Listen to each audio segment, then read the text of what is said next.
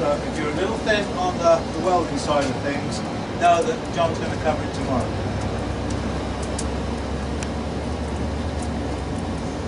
Apply glue. Stick it back in. It's not good. Nothing is not good. Glue before welding. But can you notice how I'm turning it on edge as much as I can without burning the leaf? Because I want to heat them both homogeneously. If I just have it on its back, the bottom one's getting a lot of heat.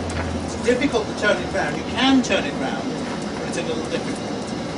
Okay, so the best thing I can do is sort of turn it on its side a little bit and hope to gain that blend of heat. Okay, I'm going to weld. There we go. So I'm out. Bubbles down, we're going in. 1, 2, 3. And that shoulder on the bottom of the leaf now is the stop for the weld. So I know I don't just sort of peel off the weld stops. And that's important for me. Okay, I'm going to keep going, I'm going to re-weld. That's welded in my book, so that's not. So it's all the same colour, you know, it's welded.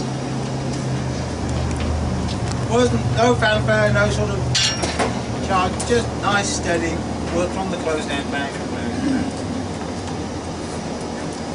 Not very hard blows. And not very hard blows. Heavy blows.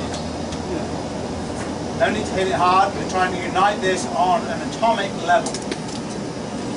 What we want to do is encourage the flux and the liquid scale to leave. Okay, I'm going to weld again. Here we go. 1, 2, 3. I'm going to work here.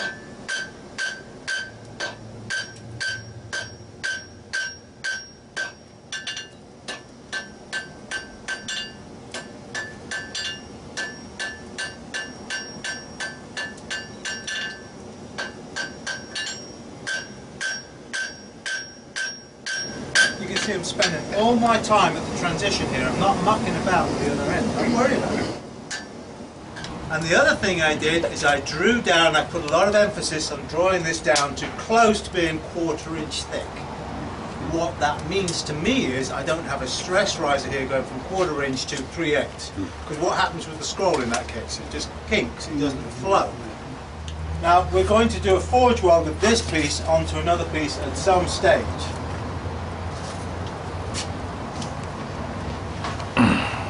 But I'm thinking about that stage right now, because when I do that forge weld I have a choice.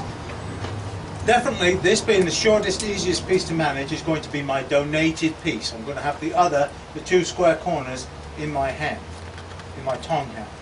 So I'm going to come here. So I can land this on the scroll side, which is reasonably stable, or I can land this on the leaf side, which is reasonably unstable and easy to put a kink in your hard-earned channel. So I'm going to opt for landing it on the scroll side.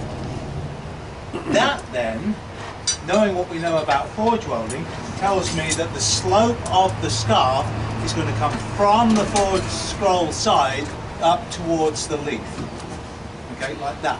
My other piece is going to capture it on top of, isn't it? Okay, so I've just given myself the orientation of the scarf.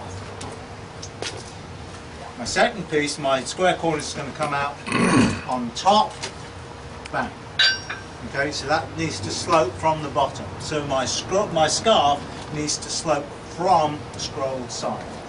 First thing I'm going to do, remove some of the weight.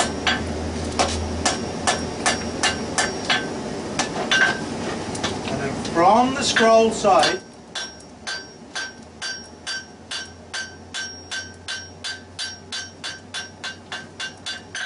my slope,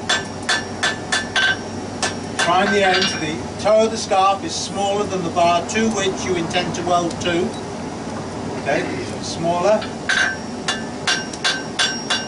See, I'm working here to give myself clearance for the hammer because I can't work over here. I would like a block. That's typically what I would use. I don't have a block. 1, 2. I'm going to drop my hand just slightly. Okay.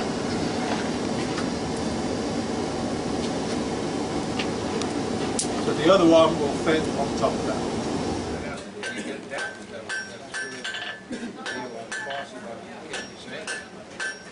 one, they got into the tent with the wrong side.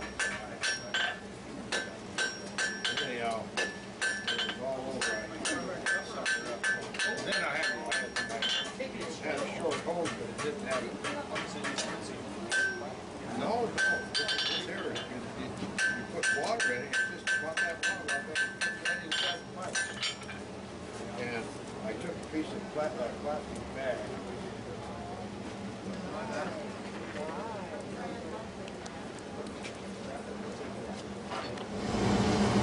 I'm going to clear the ash, I'm hoping. Something like that. Put those two together. Put that one in, before you turn it over. Get that one in. Work the edges.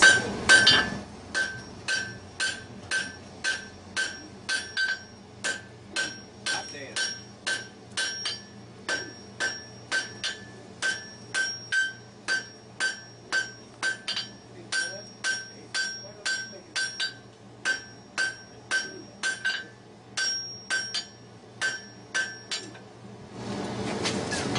Watch out with me to that point. You wasted that space. Can we have a crappy fire too? Yes, you can. Dominus for this. Is this the right day of the week, or are you pointed in the right direction? Sun's shining, the birds are singing, everything's going well.